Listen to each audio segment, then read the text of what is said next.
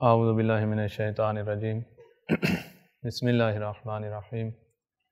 الحمدللہ رب العالمین وصلی اللہ علی محمد وعلی اہل بیتہ الطیبین الطاہرین اما بعد حرم ملکوتی امیر کائنات کے حرم سے آپ کی خدمت میں حاضر ہیں۔ آج ہم اپنے درس کی ابتدا سود کے احکام سے کر رہے ہیں۔ سود کے کچھ احکام جو ہمیں پیش آتے ہیں، اور سود جو ہم ایک قسم کے دنیاوی اعتبار سے پیچھے رہ جانے والے معاشرے ہیں، ترقی یافتہ ممالک سے ہم پیچھے رہ گئے ہیں، ہمارے ہاں سود چل رہا ہے۔ جو ملک سمجھدار ہوتے جا رہے ہیں وہ اب سود کو چھوڑتے جا رہے ہیں، جیسے جاپان ہو گیا تو تقریباً انہوں نے سود کو چھوڑ دیا ہے۔ سود کی وجہ سے جو امیر ہے وہ امیر تر ہوتا جائے گا، سودی قرض دے کر آرام سے بیٹھ جائے گا، اور غریب جتنا بھی محنت کرے گا تو اس کا جو روزانہ کمائے گا اس میں سے بہت سا حصہ ادھر سود چلا جائے گا، تو جس کی وجہ سے وہ ڈس ہارٹ ہو جاتا ہے، اور اس کے وہ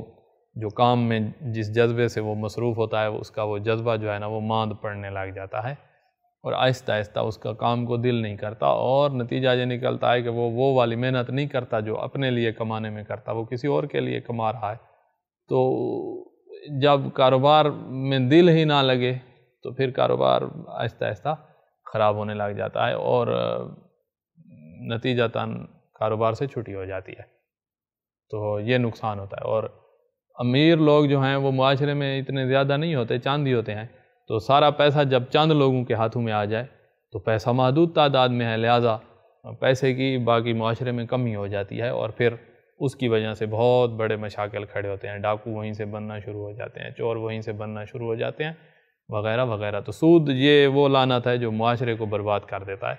اور جنہوں نے اس بات کو سمجھا ہے اب وہ کاروبار پہ زور دے رہے ہیں کہ سودی نظام نہ ہو، جن کے پاس پیسہ ہے وہ انویسٹ کریں اور نفع لیں۔ یہ جو قرآن جس طرف کہہ رہا ہے، اسلام جس بات کی تلقین کر رہا ہے، ان کو سمجھ آ گئی ہے۔ اللہ کرے کہ ہم مسلمانوں کو بھی سمجھ آ جائے۔ اور سود ایسی لعنت ہے جس کو خداوند عالم نے اپنے اور اپنے حبیب کے ساتھ جنگ شمار کیا ہے۔ جہاں سود چل رہا ہے وہ اللہ اور اس کے رسول کے ساتھ حالت جنگ میں ہیں۔ اب اپنے آپ کو اسلامی حکومت کہیں، اپنے آپ کو ریاست مدینہ کہیں، سود جب چل رہا ہے تو یہ اللہ اور اس کے رسول کے ساتھ حالت جنگ میں آئے۔ تو اسی وجہ سے الحمدللہ وہ بینک جو اسلامی طریقے سے بینک کاری کر رہے ہیں، مضاربہ مشارکہ والے طریقے سے،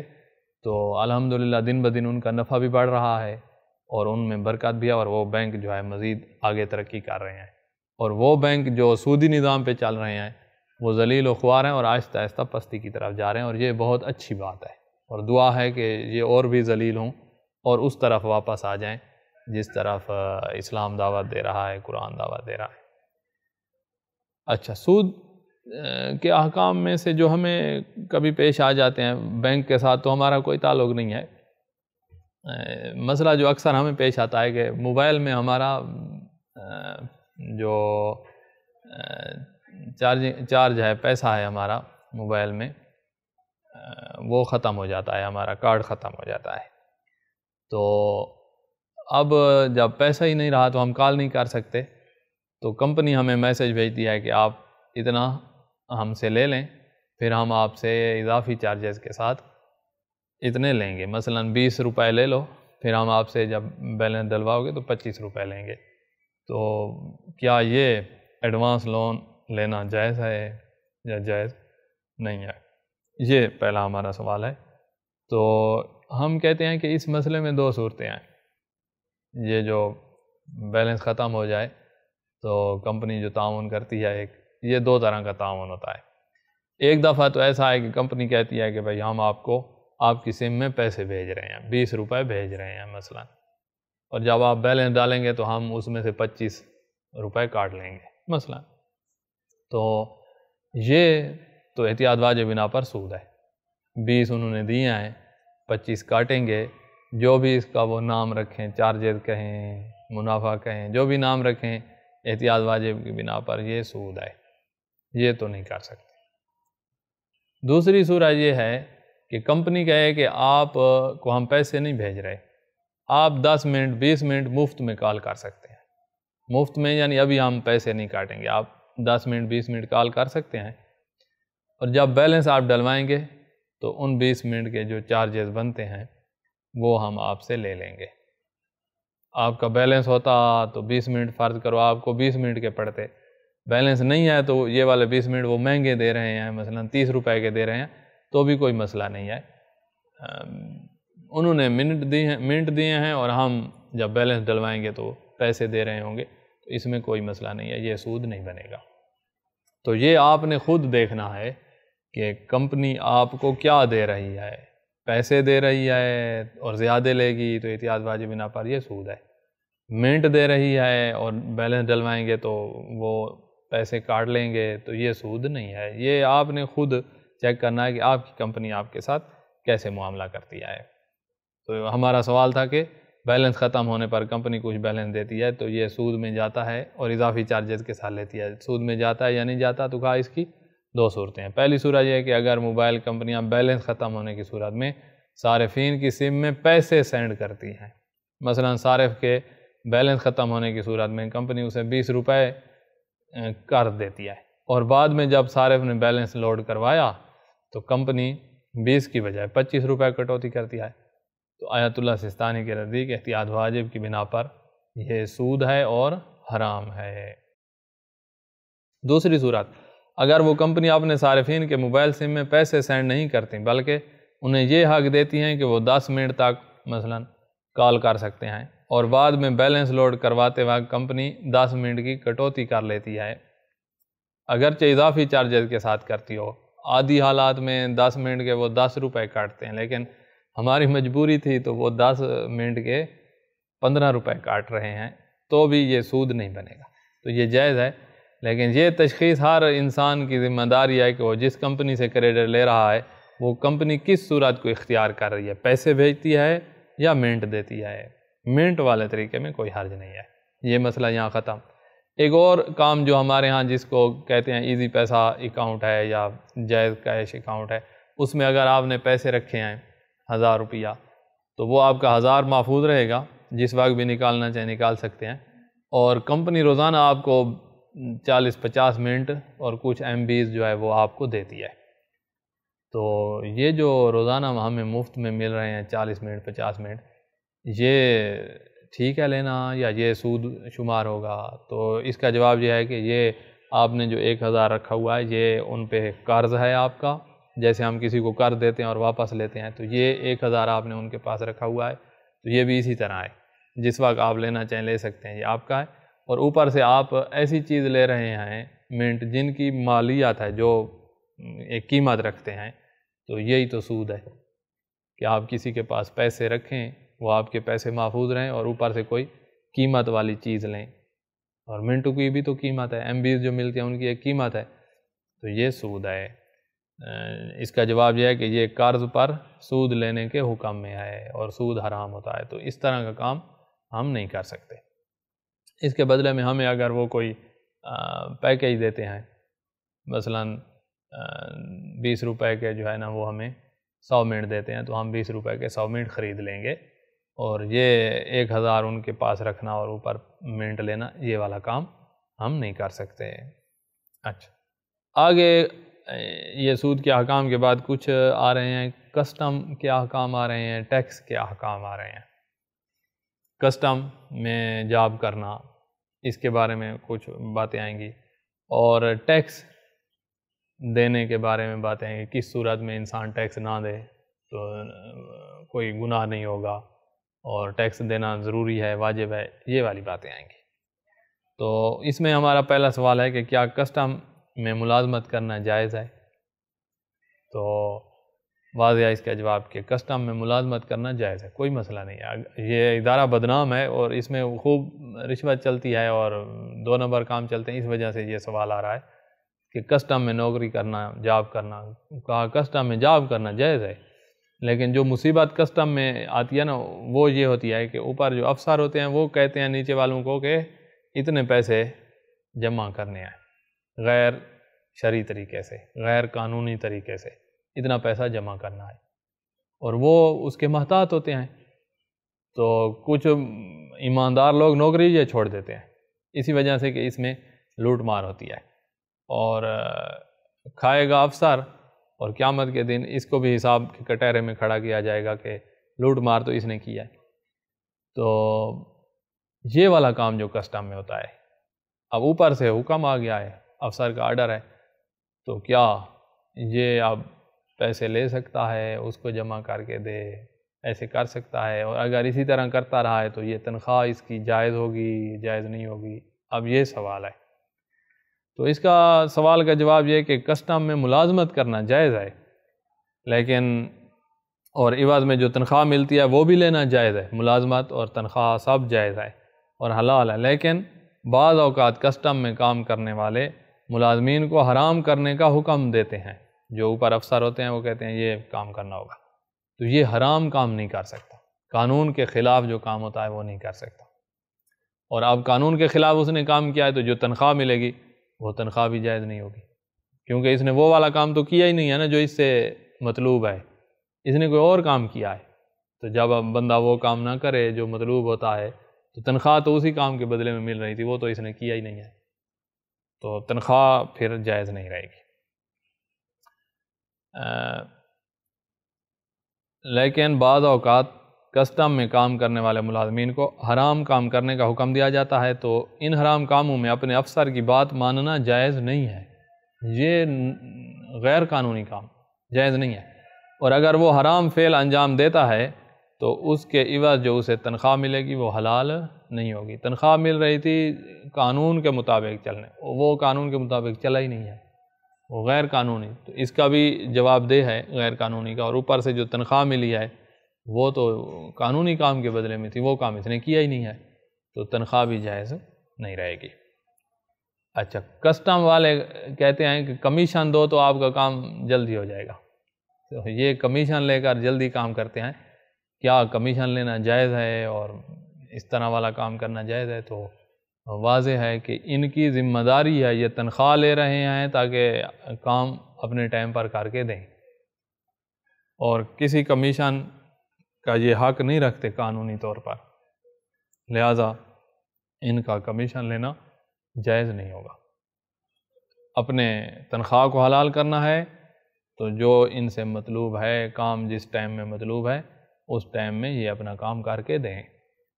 کبھی ایسا ہوتا ہے کہ ایک بندہ کام کرنے والا ہے اور کام بہت زیادہ آ گیا، تو جتنا اس سے مطلوب ہے آج ہو جائے گا، جو آج نہیں ہوا تو کل ہو جائے گا، کل نہیں تو پرسوں ہو جائے گا، تو جتنا اس سے مطلوب ہے یہ اتنا کام کر کے دے، اس کی تنخواہ حلال ہے، کمیشن وغیرہ نہیں لے سکتا۔ اس کمیشن کیا لینا جائز ہے یا جائز نہیں ہے؟ تو اس کا جواب ہے کہ جائز نہیں ہے، کیونکہ یہ ملازمت کے معاہدے کے خلاف ہے، ملازمت کے معاہدے میں کمیشن نہیں ہے تو آپ نہیں لے سکتے۔ ہاں، اگر حکومتی کوئی قانون آ گیا ہے کہ آپ اتنے پیسے ہر بندے سے لے سکتے ہیں تو پھر بندے سے پیسے لیں اور رسید بنا کر دیتے جائیں۔ حکومت کے کام نہیں ہوتے کہ کوئی رسید کے بغیر ہی پیسے لیے جائیں، تو اس کی ایک رسید ہوتی ہے حکومتی کام کی، تو وہ پیسے پھر آپ لے سکتے ہیں کیونکہ وہ قانون کے مطابق ہیں، اور اس کی رسید بناتے جائیں گے، اب وہ پیسہ حکومت کے خزانے میں جائے گا، یہ جو افسر بیٹھا ہے یا یہ جو ملازم ہے کسٹم میں، اس کی جیب میں نہیں جائے گا۔ اچھا، اب ہے کہ آگے سوال ہے ٹیکس کے بارے میں، کہ یورپ میں جو مسلمان رہتے ہیں، یعنی غیر مسلم ممالک میں جو مسلمان رہتے ہیں، وہاں کا ٹیکس کا نظام ہے، تو اگر وہاں کوئی مسلمان ٹیکس نہ دے تو کیا یہ جائز ہوگا اس کے لیے کہ ٹیکس سے اپنے آپ کو بچا لے؟ کافر ملک ہیں اور اوپر سے جو ہے نا ان کی نیٹو بھی ہے اور ان کے مسلمانوں کے ساتھ زیادتیاں بھی ہیں وغیرہ، تو کیا وہاں ہم اپنے اسلامی ملک میں تو ٹیکس دیں گے اور دے رہے ہیں، وہاں اپنے آپ کو کسی طرح اگر بندہ ٹیکس سے بچا لے، کیونکہ ان کا پیسہ جو ہے ادھر بھی صرف ہو سکتا ہے، خرچ ہو سکتا ہے مسلمانوں کو نقصان دینے میں بھی، تو بہرحال وہاں اگر اپنے آپ کو ٹیکس سے بچانا ممکن ہو تو کیا ایک مسلمان کو کے لیے جائز ہے کہ وہ اپنے آپ کو ٹیکس سے بچا لے؟ تو فرمایا کہ اگر ٹیکس سے اپنے آپ کو بچانا مسلمانوں کی بدنامی کا موجب نہ بنے، تو پھر کسی ہیلے کے ساتھ کسی طریقے کے ساتھ اپنے آپ کو ان ممالک میں ٹیکس سے بچانا جائز ہو جائے گا، اگر مسلمانوں کی بدنامی کا موجب نہ بنے۔ لیکن اگر یہ والی بات پہ سارے مسلمان ہی ایسے کرنے لگ جائیں کہ اپنے آپ کو کسی طرح ٹیکس سے بچانا ہے اور پھر وہ مشہور ہو جائے گا کہ مسلمان تو ٹیکس نہیں دیتے، اس صورت میں مسلمانوں کی بدنامی ہوگی، اس صورت میں جائز نہیں ہے اپنے آپ کو ٹیکس سے بچانا۔ اگر کوئی بندہ ایسا ہے کہ باقی ہر کوئی دے رہا ہے اور اس نے کہا اس طریقے سے اپنے آپ کو بچا سکتا ہوں، کوئی طریقہ کر کے اس نے اپنے آپ کو بچا لیا اور کوئی پتہ نہیں چلا کہ یہ مسلمان تھا مسلمان نہیں تھا، باقی مسلمانوں کی بدنامی نہیں ہو رہی، تو پھر جائز ہو جاتا ہے اپنے آپ کو کسی طریقے سے ٹیکس سے بچانا جائز۔ اگر مسلمانوں کی بدنامی نہ بنے تو ایسا ہیلہ اختیار کرنا جائز ہے جس سے ٹیکس سے بچا جا سکے۔ اچھا، یہ ہو گیا ہمارے ٹیکس کے احکام، کسٹم کے احکام۔ اب آگے حجاب، پردے کے احکام آ رہے ہیں، نقاب جو خواتین نقاب اوڑھتی ہیں اس کے احکام آ رہے ہیں، غنا گانے موسیقی اس کے احکام آئیں گے۔ تو ہمارے حجاب پردے کے احکام میں سے پہلا مسئلہ یہ ہے کہ بزرگ خواتین اگر سر پہ مکنا نہ کریں اور بال ان کے نظر آ رہے ہیں کھلے سر، تو کیا ان کے لیے جائز ہے؟ یعنی اسی طرح پاؤں میں جرابیں نہ پہنیں،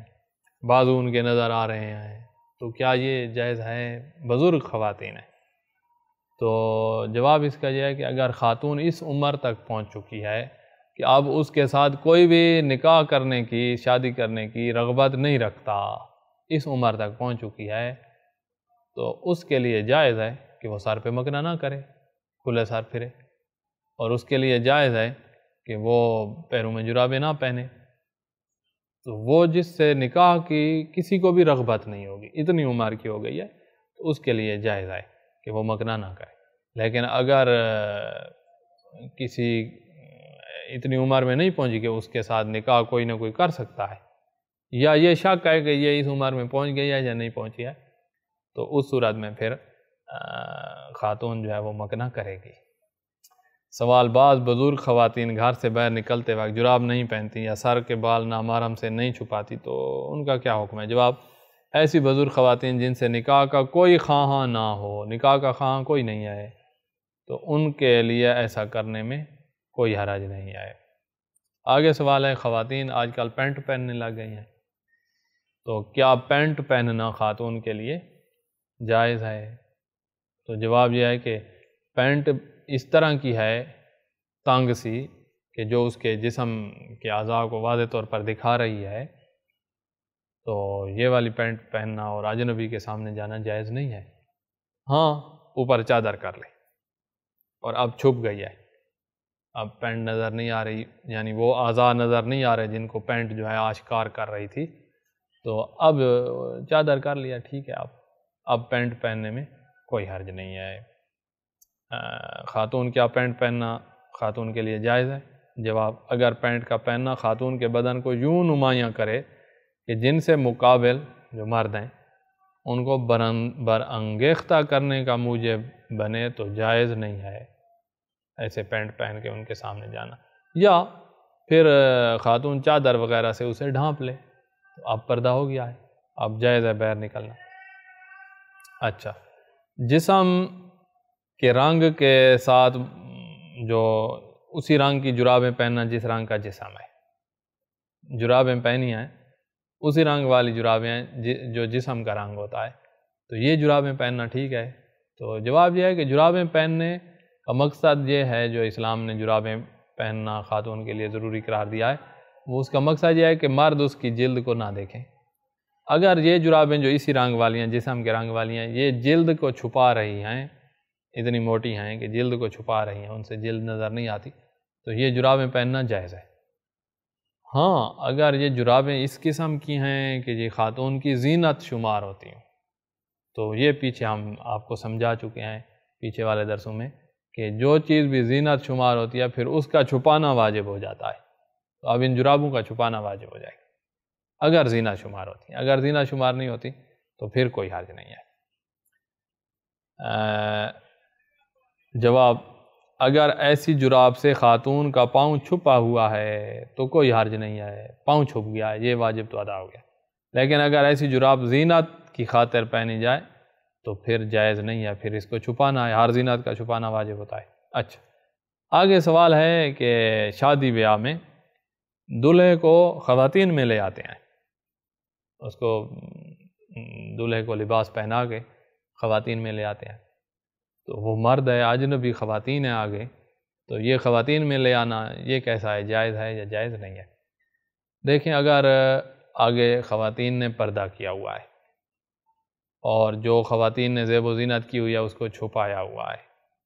اور اس کے خواتین میں آنے میں کوئی اور مفسدہ، کوئی فعل حرام اور قسم کا لازم نہیں آئے گا، تو پھر دولہے کو لے آنا جائز ہے۔ اگر خواتین پردہ نہیں کیے ہوئے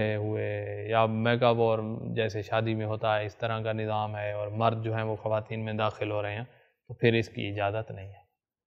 ہم اس طرح کہیں کہ جس طرح مولوی نکاح پڑھنے والا وہ پوچھنے آتا ہے تو سب پردہ کیے ہوئے ہوتی ہیں، اور ایک اس وقت اسلامی ماحول سا بن جاتا ہے، اس طرح کا ماحول بن گیا ہے، دولہے کو لے آئے ہیں تو پھر تو ٹھیک ہے۔ اور اگر ماحول خراب ہے اور اس میں مفسدہ اور خرابی لازم آئے گی تو پھر دولہا وہیں بیٹھا رہے تو اچھا ہے، تاکہ کسی گناہ میں نہ گرے۔ دولہے کا آنا خواتین میں، اگر خواتین حجاب کی حالت میں ہیں اور چہرے پر میک اپ نہیں ہے یا ہے تو چھپایا ہوا ہے یا چہروں کو ڈھانپا ہوا ہے، تو دولہے کے لیے خواتین کی طرف سے خواتین کے پاس جانے میں کوئی اور برائی لازم نہیں آتی، تو جائز ہے، دولہے کے لیے وہ جا سکتا ہے۔ اچھا، خواتین اپنی مخصوص محافل میں جہاں صرف خواتین ہوں گی، کوئی مرد داخل نہیں ہوگا، خواتین ایسا لباس پہنے ہوئے ہوتی ہیں کہ جو پورے جسم کو چھپائے ہوئے نہیں ہے، اس طرح کا لباس پہنا ہوا ہے، تو اپنی مخصوص محافل میں کیا اس طرح کا لباس خواتین پہن سکتی ہیں جہاں مرد نہیں آئیں گے؟ باہر سے آئیں، چادریں کی ہوئی تھی، اندر جب آ گئیں ساری خواتین ہیں، انہوں نے چادریں اتاریں تو لباس اندر سے جو ہے نا وہ ایسا نہیں ہے کہ جو ان کے جسم کو چھپائے، تو کیا یہ جائز ہے؟ کہا ہاں، جب ساری خواتین ہیں تو یہ جائز ہے۔ ہاں، یہ یاد رہے کہ ایک خاتون کا دوسری خاتون کو شہوت کی نگاہ سے دیکھنا اس کی اجازت نہیں تھی، حرام میں مبتلا ہونے کا خوف ہو تو اس طرح کی نظر کی پھر اجازت نہیں تھی۔ کیا شادی بیاہ کی محافل میں خواتین کا اپنی خصوص محافل میں جہاں مرد نہ ہوں ناشائستہ لباس پہننا درست ہے؟ ناشائستہ یعنی وہ لباس جو جسم کو نہیں چھپا رہا مکمل۔ جواب جائز ہے، جائز ہے اسی شرط کے ساتھ، شرمگاہ جو ہے وہ تو چھپائے ہوئے ہے اور باقی جسم جو ہے وہ خواتین دوسری شہوات کی نگاہ سے نہ دیکھیں اور حرام میں مبتلا ہونے کا خوف بھی نہ ہو، تو جائز ہے۔ آگے سوال ہے کہ کیا خاتون کے لیے نامحرم مرد سے اپنے چہرے کو چھپانا واجب ہے؟ نامحرم مرد سے چہرہ چھپانا واجب ہے؟ تو جواب یہ ہے کہ چہرے کا چھپانا یہ واجب نہیں ہے، خاتون چہرہ کھلا رکھ سکتے اتنی مقدار جیسے ہم جو وضو میں دھوتے ہیں، بلکہ اس سے بھی نیچے جہاں دوپٹہ کرو تو یہ گردن پر دوپٹہ آ جاتا ہے اور تھوڑی سے نیچے بھی کچھ نظر آ رہا ہوتا ہے، تو یہ چہرہ جو ہے یہ خاتون کھلا رکھ سکتی ہے، اور ہاتھ جو ہیں وہ کلائیوں سے آگے یہ بھی کھلے رکھ سکتی ہے، باقی سارے جسم کو نامحرم سے چھپانا ہے۔ اب خاتون چہرہ کھلا رکھ سکتی ہے، لیکن اگر خاتون کا ارادہ یہ ہو کہ سامنے والے مرد کو حرام میں مبتلا کرنا ہے چہرہ دکھا کے، تو پھر اجازت نہیں ہے چہرہ کھلا رکھنے کی، یا خاتون کو اپنے اوپر بھروسہ نہیں ہے، چہرہ کھلا رکھ کے جا رہی ہے تو حرام میں گرنے کا اس کو خوف ہو، تو پھر اس کے لیے جائز نہیں ہے کہ چہرہ کھلا رکھے، تو یہ حرام میں گرنے کا اس کو خوف نہیں ہے، سامنے والے مرد کو حرام میں مبتلا کرنے کا ارادہ نہیں ہے، پھر یہ چہرہ کھلا رکھ سکتی ہے۔ چہرہ کھلا رکھنا جائز ہے یا نہیں؟ تو جواب ہے کہ واجب نہیں ہے، چہرہ کا چھپانا واجب نہیں ہے، لیکن اگر چہرہ نہ چھپانے کا مقصد مرد کو حرام نظر میں مبتلا کرنا ہو یا مرد کے دیکھنے کی وجہ سے اس عورت کا حرام میں مبتلا ہونے کا خدشہ ہو تو پھر چہرہ چھپانا واجب ہے۔ اچھا، کیا گھروں میں کام کرنے والی ملازمہ کو حجاب کے بغیر دیکھنا جائز ہے. گھر میں کام کرتی ہے اور اس نے پردہ نہیں کیا ہوا، تو گھر کا جو مالک ہے وہ آیا اور اس نے بغیر حجاب کیا ہے، وہ اس کو دیکھنا جائز ہے. تو واضح ہے کہ یہ جو گھر میں کام کر رہی ہے نامحرم ہے، اور نامحرم جو ہے اس کو